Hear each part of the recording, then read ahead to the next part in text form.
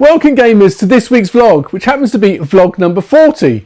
So it's been a much more productive week this week for trophy hunting and the Ultimate Trophy Hunters Challenge, with 4 games completed, and that includes the longest game that I had outstanding, which was my 61 to 70 hour game, and also 1 game almost completed with just 1 trophy left on it.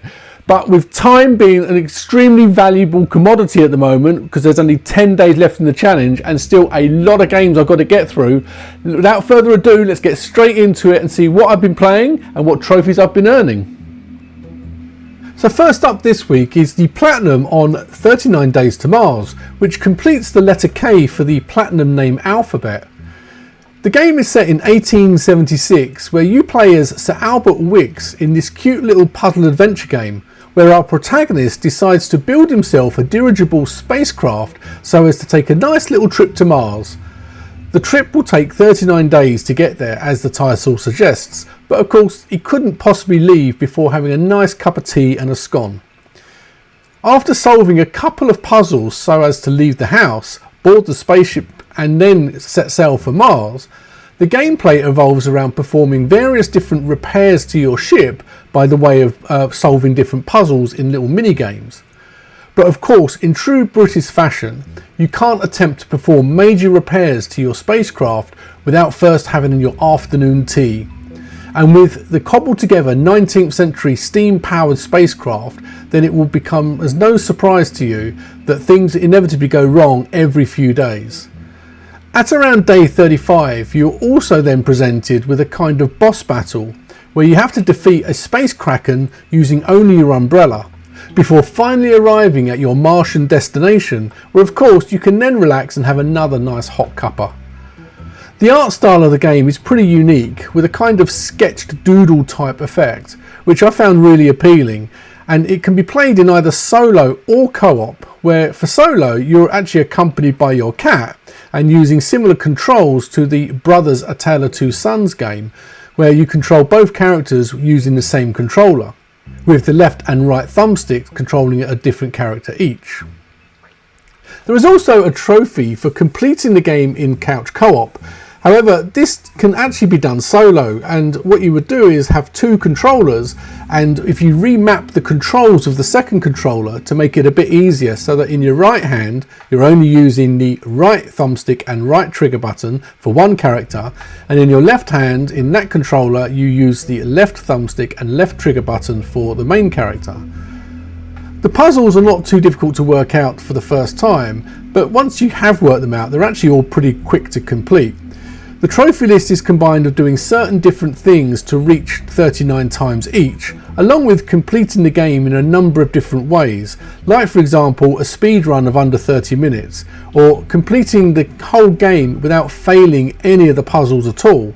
Also completing the whole game and not passing and actually failing every single puzzle, which is possible because if the game fails the puzzles 3 times in a row, then it will let you progress, but it imposes some sort of graphical distortion, which then makes it a little bit harder to see going forward on the next puzzle that you do.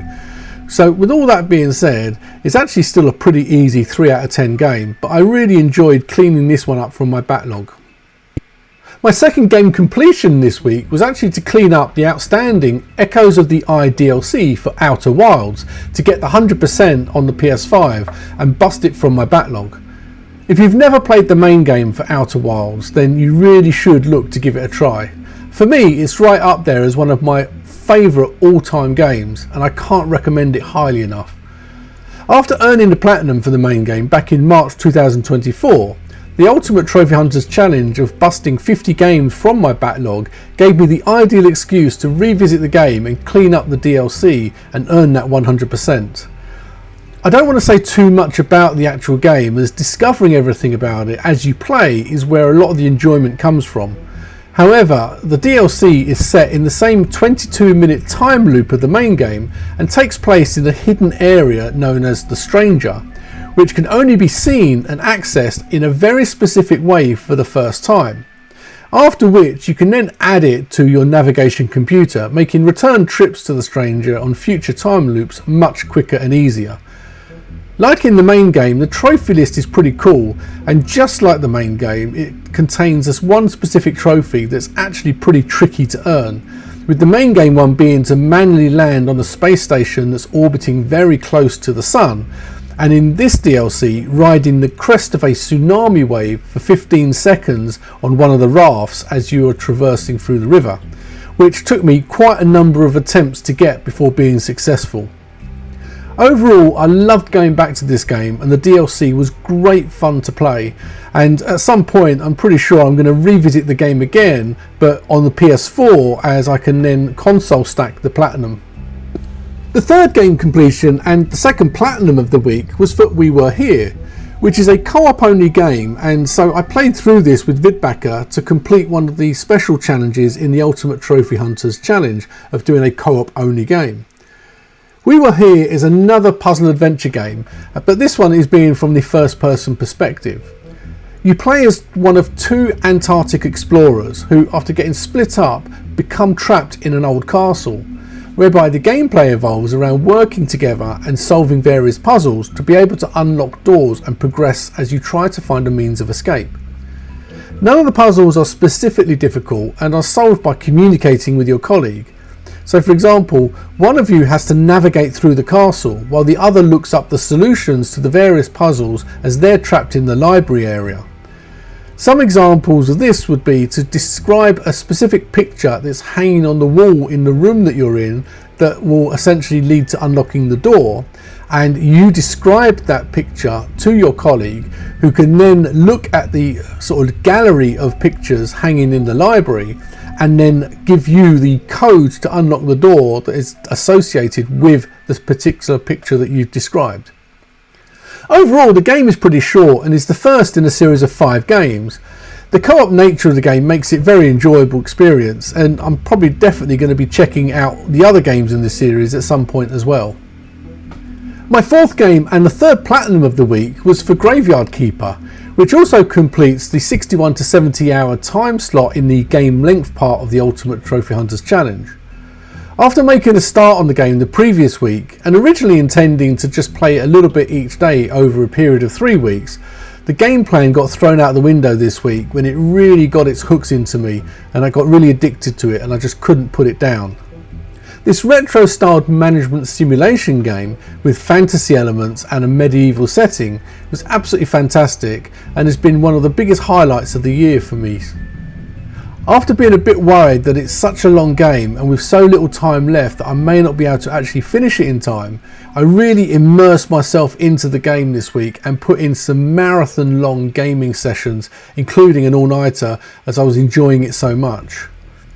The Graveyard Keeper wiki claims the game was inspired by Stardew Valley and is based on Harvest Moon, which are not games I've ever played or familiar with, but they're definitely ones that I'm now going to be checking out and possibly putting onto my future playlist.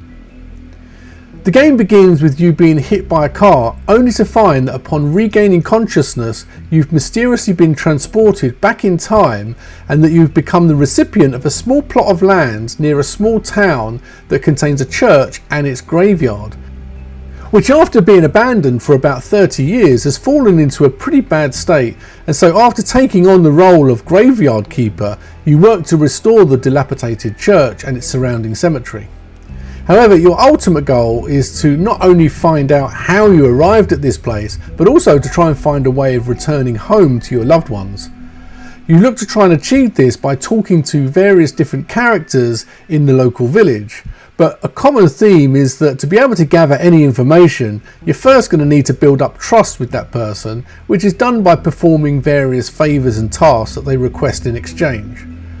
As the game progresses, you can also start up other types of business like farming and selling the produce, as well as turning some of the crops into beer and wine, and then you can sell those in your own tavern that you set up in the local village. I've really enjoyed my time playing this game, which is showing at around 100 hours played over the last week and a half.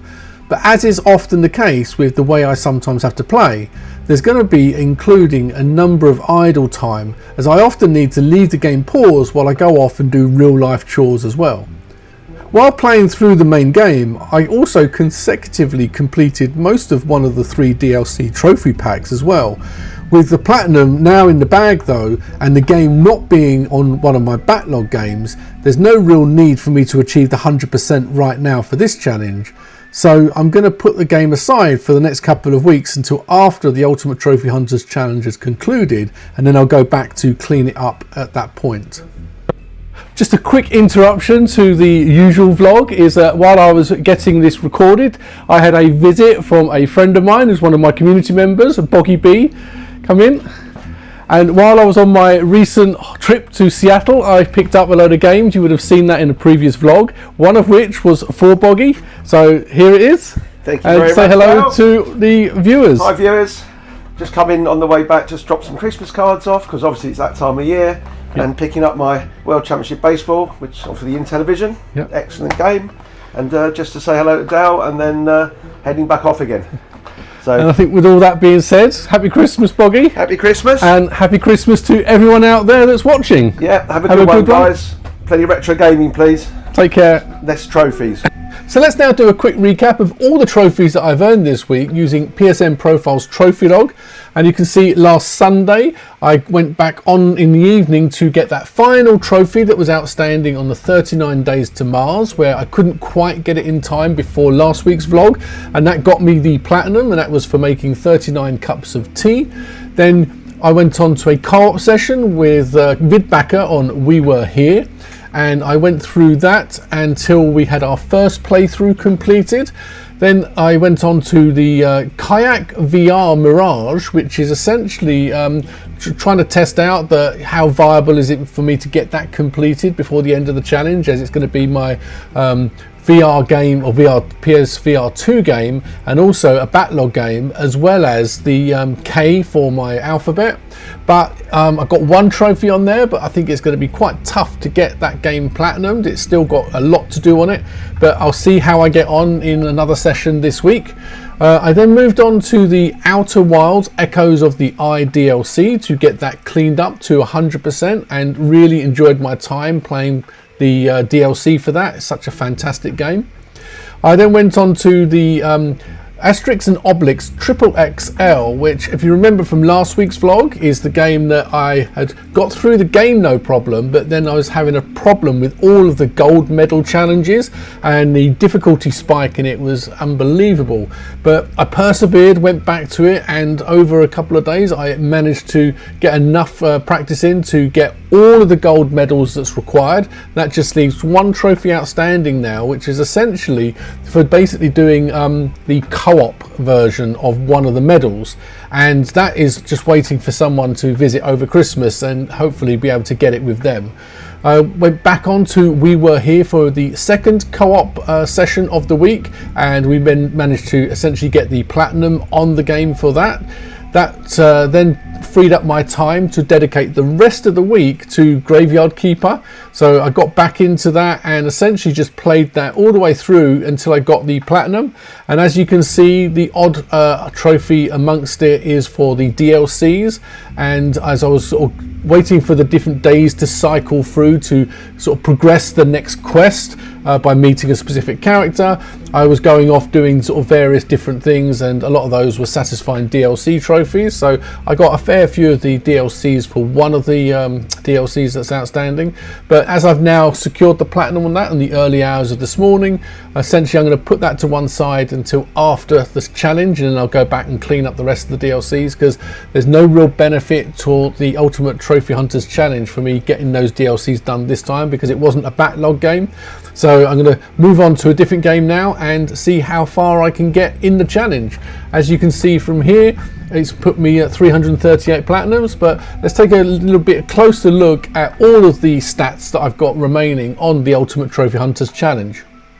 So let's now have a bit of a deeper dive into the progress on the Ultimate Trophy Hunters Challenge, looking at the trophy tracking spreadsheet that I created, which if you want to have a look at your own leisure, please follow the link in the description. As you can see, 338 platinum, so just 11 more to go to complete that challenge. I've got the gold, silver and bronze all completed, the ultra rare platinums completed, the ultra rare trophy count still on 75. I need to try and find another 25 trophies, ultra rare trophies from somewhere in the games that I play between now and the end of the year. The trophy streak is up to 355 days, so just 10 days left now. And my completion percentage, it's increased by 8.83%, so not much more to go.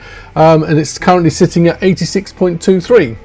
Coming down, you can see on the backlog games, the ones I've completed so far on the left here, and I've penciled in these other ones here, although I may have to swap a couple of those out depending on the time left and the difficulty. I've got a couple of sort of swap out options I could potentially do, so I'm hoping to sort of like see as many of these ones as I can get done, but if time's running out, I might have to do a couple of swap outs, so we'll see and have a look at that in a minute. Going down, there's one special date left, which is the Christmas game, which is Headbangers in Holiday Hell that I'm doing, and essentially I need to start working on that because it's only a few days away before I'll have to make sure I pop that platinum. Coming all the way across here to the left, you can see the series completed, the 100% non-platinum games all completed, the difficulty of 1 to 10 all completed, the game lengths in 10-hour blocks, everything except the 21 to 30 hour, which I've got Castlevania Lords of Shadow penciled in as, and essentially I could do something else because I've got other options around there, but that double stacks with another challenge we'll look at in a minute. So, but if I don't think I can get it done in time, I can maybe do a different game and get that challenge completed. The Alien Isolation is just waiting for that one last trophy because I want it to be my 350th milestone. Then looking at the game's console Grand Slam, the VR, the VR2 and the PS Move are still outstanding. The Jurassic World Aftermath, I don't think it's a hugely long game, so hopefully I'll be able to get that one done. My only real worry with that is the original PSVR, which if you saw in an earlier vlog in the year, I did pick one up, but I still haven't gotten around to actually hooking it up and testing it, so I'm just hoping that it works okay and that I don't have a sort of hardware failure on it because I've not actually played it. Although I got it from CX, I can go and swap it. I don't know if I'll be able to do that, you know, within the next few sort of couple of weeks before the challenge ends, so I'm really reliant on the fact that that needs to be working. The PSVR 2, I did play that this week and had a quick go at the Kayak VR Mirage. That's going to be quite tough to get done just for the fact that the 2 trophies outstanding for challenges are quite tough. I had a go at one of them and I fell short on it on the time, so it's quite tiring to do it because you've got to paddle on the kayak really fast, so you can't play it for long periods because it just gets exhausting. So I'm going to have to just attempt that each day and just have a couple of attempts before I sort of like tire myself out trying to win those races. But also I still need to actually kayak for 100 kilometers and I'm only up to about 35 kilometers so far, so there's a lot of just paddling around that needs to be done, and I don't know how long that's going to take because I've already put quite a few hours into the game while I've been playing it in the last, you know, times I put it on, and only to reach 35, then that's a lot of grinding out of just paddling around. So I've got to work out how I can do that, because it's not like you can just rubber band your controller with a VR game, so I need to essentially work out, because you've got to get them moving.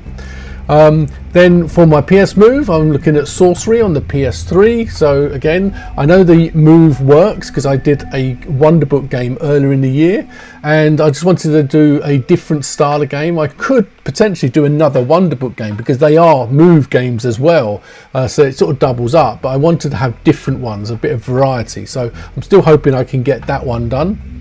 Then looking at the alphabet, so for the platinum name, I still need to do the J, the R, the Y and the Z. So for the J is the Jurassic World Aftermath, so again that's very reliant on the PSVR working. If not, and I can't get that challenge, I should still be able to just swap it out for a different game that starts with J just to essentially get it done. The Dead Nation Apocalypse is for the R because it's the Romero Would Be Proud.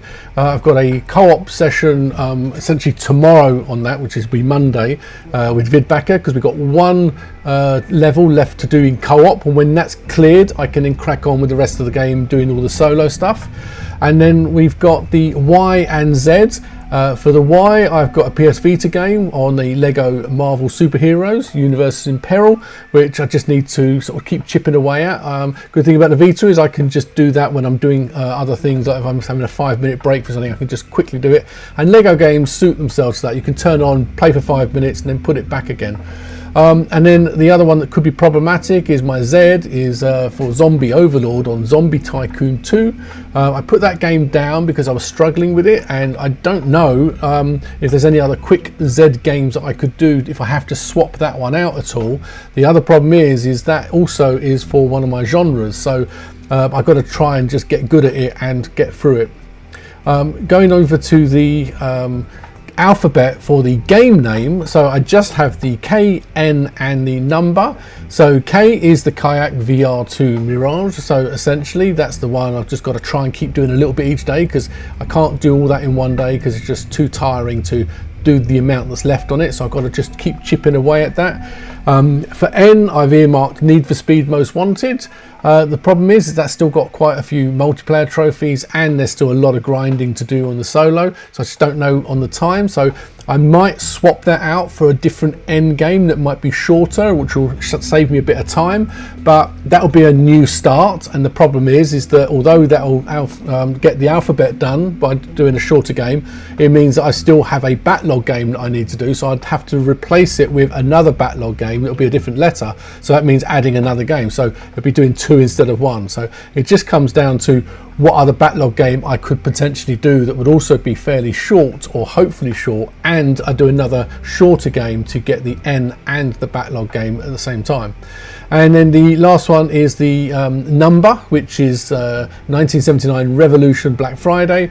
Reason I haven't done that yet is that I've been waiting for picking that up in the sales, and it hasn't been in the sales yet, so just waiting to see if it does by the end of the month. But it's not a particularly long game, so I'm just going to wait for the next sale cycle, and if not, it's a cheap game anyway, so I'll probably just end up picking it up by the end of the year and just trying to get that done in the final few days of the challenge. Coming down to the genre, so it's only the 2 left outstanding, so the non-fiction, which is the 1979 Revolution, but also that real-time strategy, which is Zombie Tycoon 2. The problem is real-time strategy games are generally usually quite long, and when I was sort of doing this and looking through, it's one of the shorter ones, so if I potentially swap it out for a different game, it's probably going to be a longer game. So again, it's like stacking up the difficulty of this game against starting a fresh one that may actually have a lot more hours needed to be done. That leaves the final one is the oldest backlog game that I need to complete, which I don't have any choice on. If I'm going to complete that, it has to be Castlevania Lords of Shadow, which is 14 years back on the 14th of March, so coming up to 15 years since I first started that game. I did put it in a week or 2 ago and had a quick go of it. Nearly all of the trophies are stacked at the end of the game, so I made a little bit of progress, but without any trophies popping on it. But it is quite a tough game, and it's not just tough in terms of playing it on the hardest difficulty for that trophy. I've also got to do the DLCs to get it to 100%, and that is essentially something that is really going to sort of challenge me, because they're quite difficult. And it's also getting used to the controls, because it's an old sort of PS3 game that was quite clunky, so it's getting in the zone on that one. But I'm going to try my best to try and get it done. We now come and look at the game plan. So you can see these ones that I've mentioned are all the ones that are outstanding.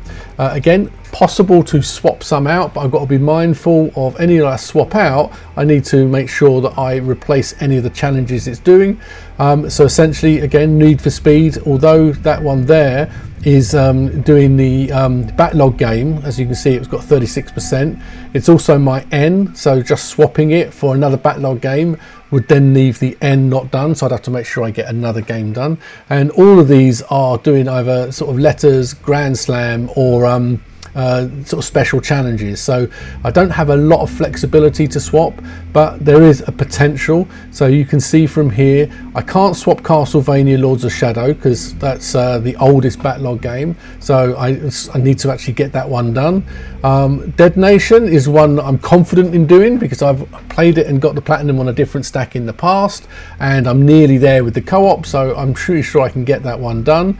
So that then leaves out of the other backlog games Need for Speed Most Wanted, Kayak VR, and one more dungeon. And then also I've got the Borderlands DLC to complete for the Moxie. So again, that's probably about 10 hours of play to get that DLC done. No platinum, but if I can swap out a different one for that maybe I can get done in less than 10 hours, then that'll be a bit of a time saving. But I don't have many backlog options that are less than 10 hours. That's the only issue I've got. The shortest one is probably one more dungeon, so I have a look at that. These other ones that I've got here, these are all new starts, but again, like I say, they're all sort of doing different challenges, so I can swap it out as long as I've got something else to fill in those challenges as well. Coming down, you can see the backlog maybes that I've got. I've removed any Star Wars games that I've already started that are on my backlog, because I saved those for a Star Wars challenge I'm looking to do next year. Also, Call of Duty games are not included on there, other than just one of them, because most of them rely too heavily on sort of co-op and zombies, and they sort of take a while to get groups together, and there's just no time for swapping them out and trying to get that many done. So the ones that are the backlog maybes, all of these are potentials, but some of them are actually quite long and some are very difficult games. So I've sort of highlighted a few that are possibles. We've got Riddled Corpses EX, Save the Ninja Clan, Vacation Simulator, and Wolfenstein The New Order. All potential ones I could swap out for a backlog game. So it just comes down to, could I get this done quicker than the one I'm replacing it? So I will be looking over that over the coming days and see if there's any swap outs that I could potentially do. Even if it's going to save maybe a few hours, it still could make the difference, because this is going to go right down to the wire. It's probably going to go down to the last minute of the challenge about getting it done or not. I'm still confident I'm going to give it my best shot, but there's really a lot to do and very little time. And don't forget, we've got Christmas in between as well. And with Christmas, and we have I'm hosting a big family get together for 2 days, so I will get very little gaming time on 2 of those 10 days. So it means that I've really got 8 days to get a lot done. Now I can play a lot on those 8 days, and some of the games are short, so I should be able to get a couple done in a couple of in 1 day on a couple of the days. I can have some fairly long gaming sessions on a couple of those. I might be able to do an all-nighter on one of them to try and get a 24-hour period of playing constantly, but it's going to take a monumental effort to get all of these done, or to get the challenge complete in the next 10 days. So that's it for another week's vlog, and I really hope you enjoyed it. As always, I want to say a very big thank you to all of these gaming legends you can currently see on screen, who are my community members. And this week also saw me hit a huge milestone in my YouTube journey, and I passed the 500 subscriber mark. So a very big thank you to everyone out there that subscribes to the channel. And if you haven't done so already, please do consider doing it, as I aim to push and grow the channel as much as I can over the next year. Also, I read every one of your comments and reply to every single one, so please let me know what games you're playing and platinums you've been earning. With all of that being said, it just leaves me to say a very happy Christmas to everyone out there. Please enjoy your time with your family and your friends, and enjoy all of your gaming. With all that being said, take care and look after yourself.